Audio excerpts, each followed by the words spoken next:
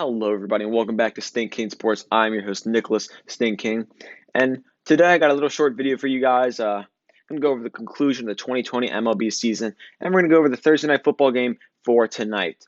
Let's start off with the conclusion of the 2020 MLB season. I'm surprised it lasted all the way through October. Do I count it as a real season? I'm kind of conflicted, but all that matters is that the record books do consider it a real season, and that's all that really matters.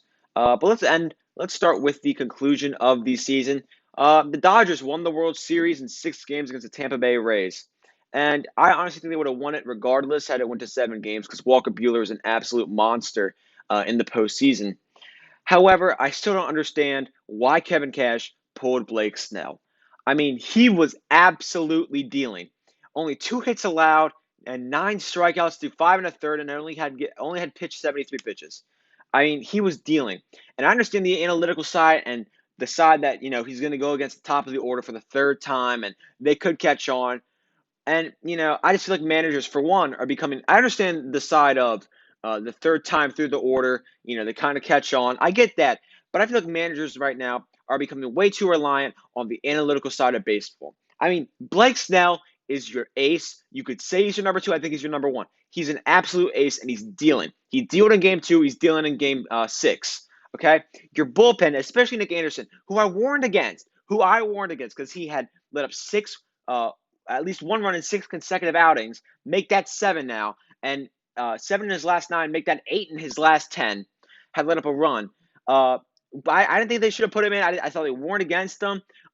He had a great, and he comes in, lets up 2 runs, and after that, I thought the game was over. The Dodgers bullpen pitched great. The Rays bats had nothing since Arozarena's home run, and I don't get it. I mean, Snell was your best bet to win that game, and you took him out, Kevin. You took him out, and all in all, hindsight is 2020. You could say if Nick Anderson would have went in there and dealed, you could say, wow, what a great move.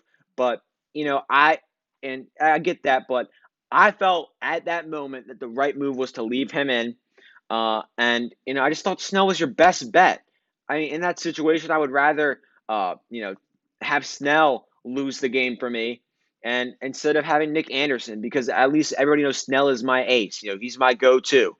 But it is what it is. The Dodgers do win the World Series. Corey Seager wins the MVP.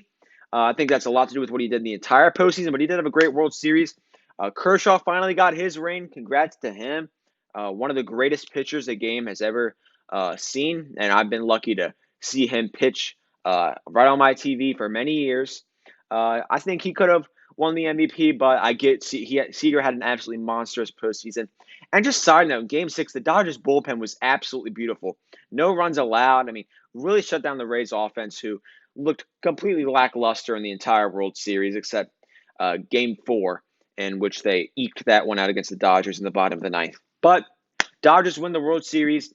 Blake Snell, that question will come up for the next couple of years and possibly for the next couple of decades. Why did they pull Blake? Why did they pull Snell? What was Cash thinking? Why would you put in Anderson? That'll be one of those things that'll come back up, kind of like why'd you put Kershaw in the 8th inning last year against the Nationals, stuff like that. Like, why'd you pull Greinke against the Nationals? I'm a Nats fan. These are obvious examples to me. But all in all, Dodgers win the World Series. Congrats to them. And that is the conclusion of 2020 baseball. Hopefully it'll kick back up in April instead of only having a shortened season, but we shall see. Fingers crossed. Let's go down to the Thursday night game tonight. We have a lackluster matchup, in my opinion, but that's what you can expect from Thursday night football. You have the Carolina Panthers and the Atlanta Falcons. Now, straight up, I think Panthers win this game. I really do. I see a way that the Falcons win it because their offense is so electric, but I just don't think the Falcons give a damn anymore. I mean, their defense is atrocious, and they're just inventing ways to lose. I don't think I've ever heard of a team lose because they scored a touchdown. Because they scored a touchdown, they lost. It just they're finding ways to lose, and their offense is deadly. I mean, they have Calvin Ridley. I mean, they have Todd Gurley, Julio Jones. Matt Ryan is a good quarterback, for what he is. But I think they're just kind of, they don't. There's a part of me that doesn't know how the Falcons are going to bounce back, how that locker room as a whole. gets ready for another game to bounce back from that loss against the Lions after already losing games like that to the Cowboys and to the just some very tough losses. That Cowboys game too. Man, that's one of the worst chokes I've ever seen. But I don't see how locker room consistently bounces back from that, especially with only one win at this point in Week 8 of the season.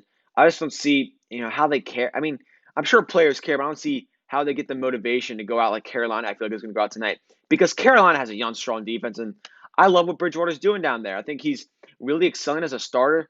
As an actual starting role, not as a backup. He did start a couple games last year in place at Drew Brees when Drew Brees had his thumb injury.